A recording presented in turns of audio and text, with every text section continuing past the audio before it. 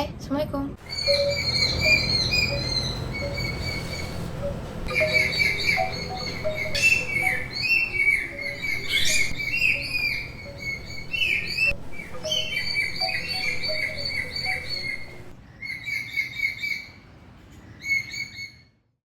Ini kayaknya daunnya kotor ya. Biasanya aku nggak pakai ini aku baru banget mau cobain. Ini namanya Shield and Shine dari Petani Daun. Kita cobain dulu.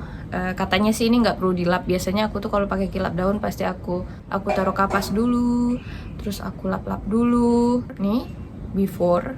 Bismillahirrahmanirrahim.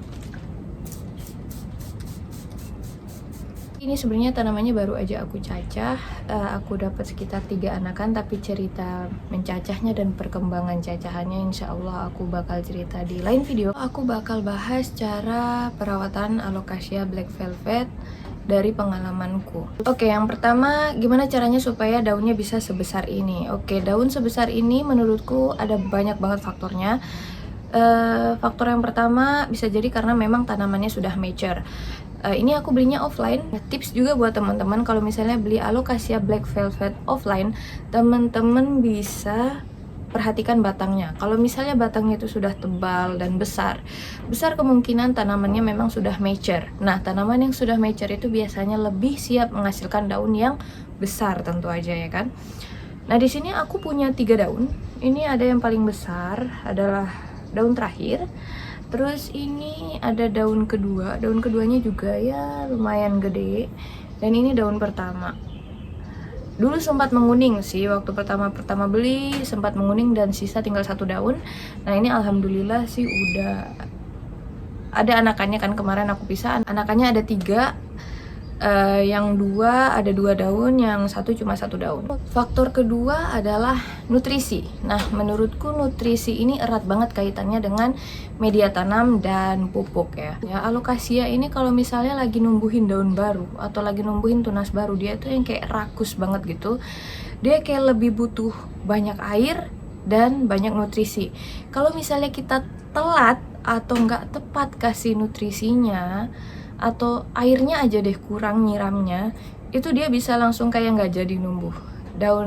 Tunas barunya tuh bisa jadi yang kayak langsung kuning kering sebelum mekar. Kita harus benar-benar kayak ngambil ancang-ancang. Oh, dia mau tumbuh daun baru nih, kita harus segera kasih dia nutrisi dan air yang lebih banyak. Coba teman-teman amati juga dan apakah sama gitu ya. Untuk media tanam, aku pertamanya cari tahu dulu dia ini sebenarnya hidupnya di mana sih. Ternyata dia itu suka kayak di hutan. Terus dia juga suka di bawah bambu-bambu gitu, di bawah tanaman bambu gitu.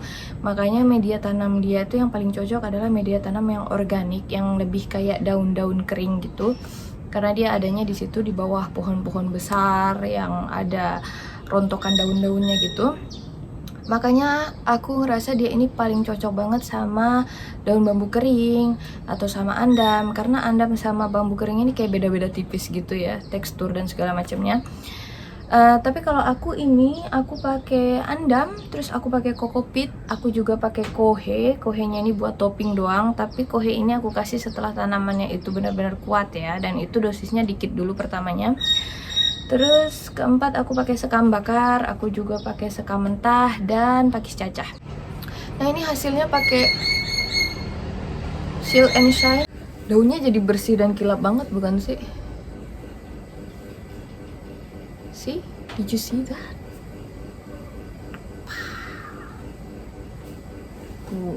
Nah, karena media tanamnya aku pakai organik banget, dan itu yang mana sangat mengundang hama, kutu-kutu kecil. Makanya jangan lupa dikasih furadan, dan kalau lebih rajin lagi jangan lupa kasih antrakok. Nah, untuk pupuk ini aku mau bocorin. Jadi aku pakai MPK Mutiara Biru. Dosisnya aku pakai setengah sendok makan ke 1 ember besar ukuran 20 literan kalau nggak salah ya. Pokoknya embernya gede banget. Tapi sejujurnya aku nggak suka pakai NPK Mutiara. Aku dituntut nggak ya ngomong kayak gini nanti? Tapi ya, aku nggak suka NPK Mutiara Biru. Kenapa? Karena kerasa banget dia ngerusak tanah. Tanah itu jadi keras dan tandus gitu. Cuma di Alocasia Black Velvetku ini dia jadi bagus. Cuma di tanamanku yang lain aku nggak ngerasa dia bagus gitu, karena ada banyak tanaman aku yang tiba-tiba daun barunya itu jadi yang kayak aneh gitu loh, yang kayak ada garis-garis kuningnya tapi bukan layu, kayak kelainan gen gitu. Dan aku juga nge-share ke temanku di Instagram dan dia juga nyobain dan dia juga bilang, wah daunnya tambah besar dan anakannya jadi banyak.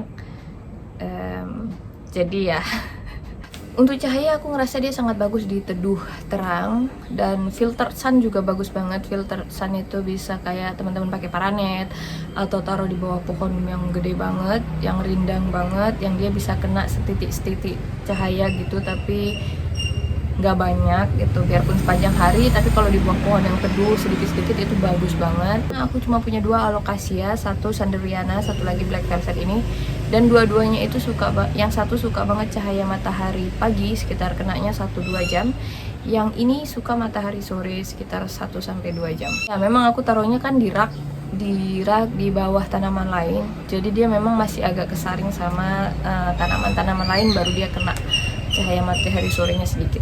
Nah, untuk penyiraman ini juga kayaknya bakal banyak yang nggak setuju sama aku, tapi aku selalu memastikan tanah alocasia ini lembab. Aku nggak pernah biarkan kering atau terlalu kering,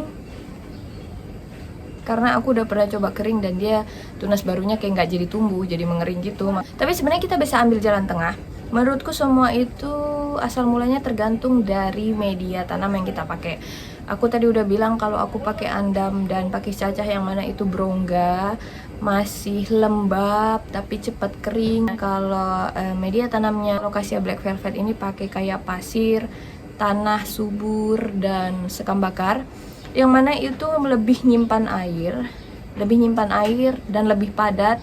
Nah, karena sifatnya memang nyimpan air lebih lama, kalau misalnya kita pakai tanah subur dan pakai sekam bakar, wajar kalau misalnya teman-teman memang siramnya nunggu agak keringan dulu. Beda kan sama media tanam kalau misalnya yang berongga seperti andam atau bambu atau pakai cacah yang tanpa tanah sama sekali. Untuk kelembaban, menurut aku dia sangat suka kelembaban. Alocasia aku yang sanderiana juga suka banget kelembaban. Dia di bawah sana itu di tempat yang benar-benar humid banget. Karena mereka jenisnya sama-sama alocasia dan ini tanahnya aku selalu biarkan lembab. Jadi aku simpulkan kalau mereka berdua ini suka kelembaban. Lalu untuk ukuran pot, aku sejujurnya belum punya pengalaman perbedaan antara pot besar dengan pot kecil. Banyak banget yang ngasih tahu aku kalau misalnya pingin anakannya banyak, coba pakai di pot kecil. Tapi kalau misalnya pingin daunnya besar, pakai di pot yang besar. Aku pakai pot 20 cm untuk tanaman segede gini, dan hasilnya dia punya anakan sekitar 3 anakan, dan daunnya juga bisa sebesar ini, alhamdulillah. Nah, untuk hama, sebenarnya sejauh ini aku ngerawat, aku belum ketemu hama. Tapi pas aku ngerekam gini, aku ngelihat ada hama. Nih, teman-teman bisa lihat. Ini kutu putih atau mealybugs. Tapi jangan khawatir, aku juga punya Neem Plus Protection. Ini agak beda sama neem oil yang biasanya aku pakai. Biasanya neem oil yang aku pakai itu harus aku larutin dulu sama air. Tapi kalau ini tinggal semprot. Dan ini nggak bau kayak neem oil aku yang biasanya. Dari perasaan aku kayak ada citrus-citrusnya gitu. Tinggal disemprot. Langsung kisut gitu loh. Oh iya, ini juga tips alocasia dari yang aku rasain dari pengalaman aku. Nanam akarnya jangan terlalu dalam, karena menurut aku kalau akarnya tidak ditanam terlalu dalam, dia lebih cepat numbuhin tunas baru. Jadi anakannya itu lebih gampang keluar dari tanah dibanding ditimbun terlalu dalam.